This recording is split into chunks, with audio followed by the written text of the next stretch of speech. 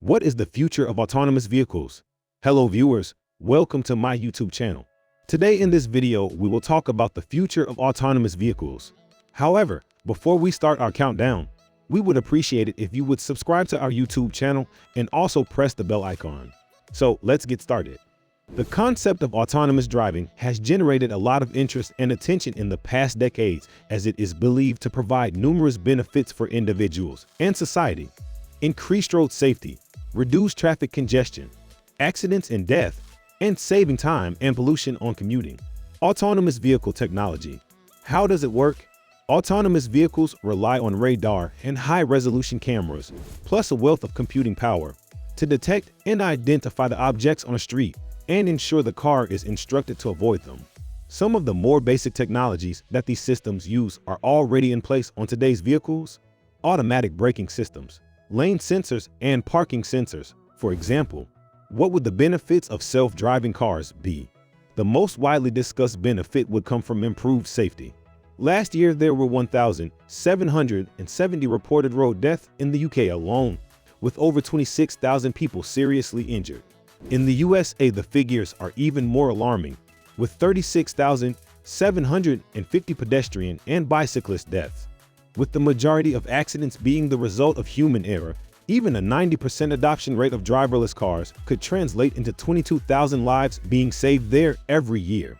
Another advantage would be to open up transportation to people previously excluded. Children, the disabled, and the elderly could, in theory, travel without a driver, increasing accessibility. Would self-driving cars have lower CO2 emissions? AVs could significantly improve fuel efficiency thanks to algorithms for more efficient driving and the possibility of deploying lighter-weight vehicles due to reduced collision risk. One projection estimates that a transition to electric, driverless taxis, for example, could reduce emissions per mile by as much as 94% by 2030. If rather than individual ownership, vehicles are owned by a municipality or business and deployed like taxis, this could reduce the number of cars needed in urban areas by 80%. Are there any disadvantages of self-driving cars? One of the potential negatives could be the impact on employment. Many people earn their living from driving, specifically trucks and taxis. In the United States alone, there are currently 234,000 taxi drivers and 3.5 million truck drivers.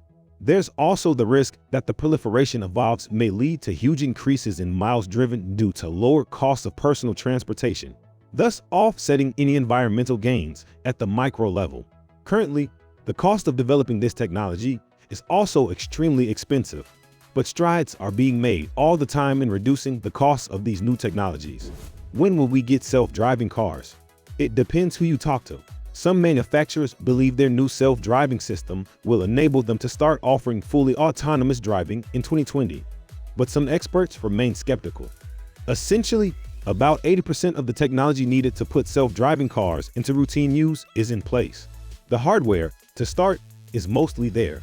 Radars are already cheap and robust enough to build into mass-market cars. Same goes for cameras. And the artificial intelligence that turns their 2D images into something a computer can understand is making impressive strides. Shell and the future of autonomous vehicles.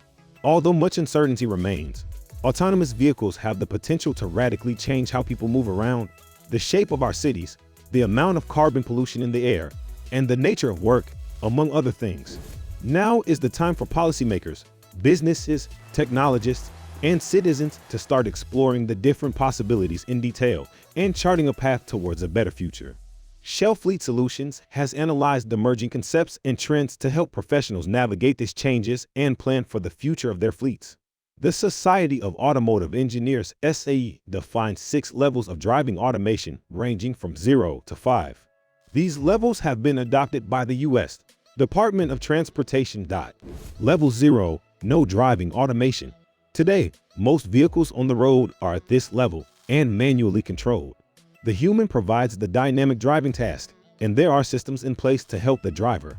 Information sources that include GNSS, vehicle motion sensors, and road maps are integrated using an information fusion algorithm.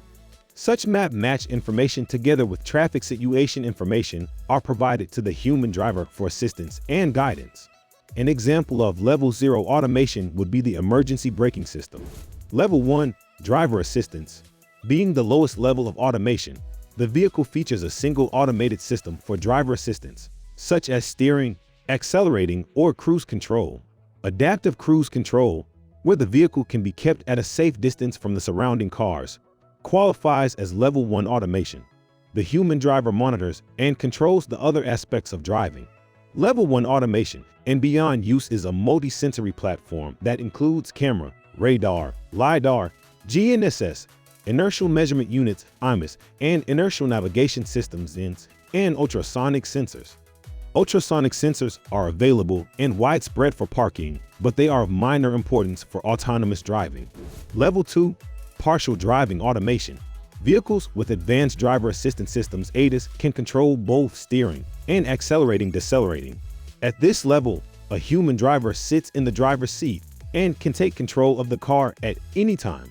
Examples of this level of automation include Tesla Autopilot and Cadillac Super Cruise systems.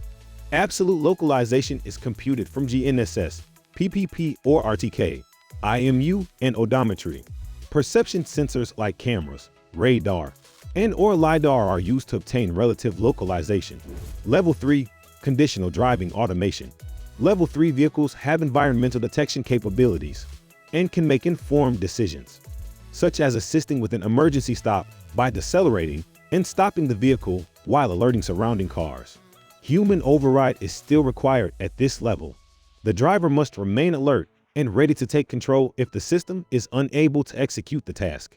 A feature such as Traffic Jam Pilot is a good example of Level 3 automation. The system handles all acceleration, steering, and braking, while the human driver can sit back and relax. Starting from Level 2 and beyond, real-time high-precision GNSS absolute positioning solutions are required to achieve lane determination with or without a local base station network. Level 4, high driving automation. The key difference between Level 3 and Level 4 automation is Level 4 vehicles can intervene if there is a system failure. The vehicles do not require human interaction in most circumstances. A human driver still has the option to manually override. Until legislation and infrastructure evolve, self-driving mode can only be used in limited areas, such as geofence-defined areas. High-accuracy maps and highly reliable localization are critical to achieving a Level 4 system. Localization failures usually trigger an emergency stop. Level 5, full driving automation. Level 5 vehicles do not require human attention. Dynamic driving task is eliminated. Level 5 cars will not have steering wheels or acceleration braking pedals. They will be free from geofencing and are able to go anywhere an experienced human driver can. For a long time, the SAE standard of 5 levels of autonomous driving has been the norm. However, Germany's Federal Highway Research Institute presented an alternative and suggested switching from 5 levels to 3 modes to simplify the discussion on autonomous vehicles. So this was our today's video. I hope you all liked this video. Don't forget to hit the like button and subscribe my channel. And also share it with your friends and family. We will be back soon with a new video.